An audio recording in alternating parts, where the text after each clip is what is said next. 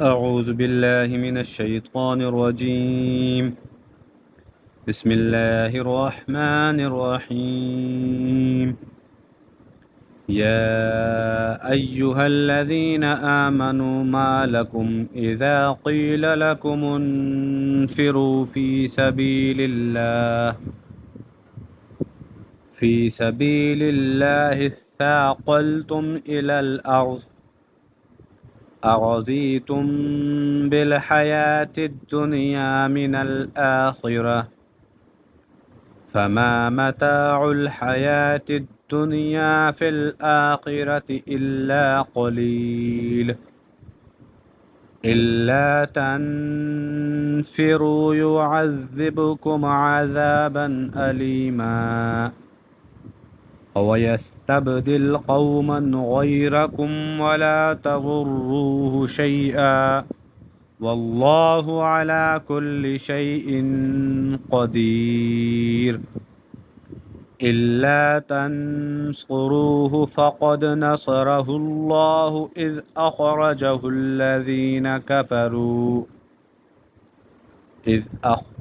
الذين كفروا ثاني اثنين إذ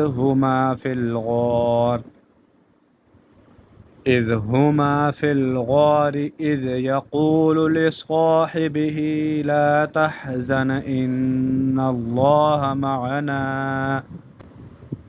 فأنزل الله سكينته عليه وأيده بجنود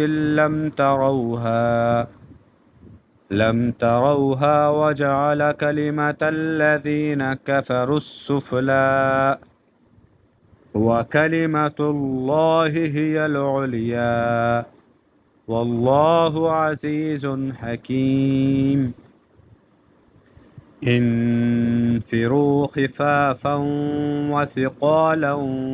وجاهدوا بأموالكم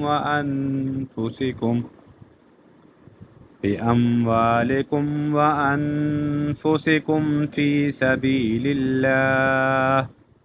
ذلكم خير لكم إن كنتم تعلمون لو كان عرضا قريبا وسفرا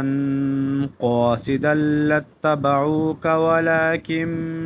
بعدت عليهم الشقة وسيحلفون بالله لو استطعنا لخرجنا معكم يهلكون أنفسهم والله يعلم إنهم لكاذبون صدق الله العظيم.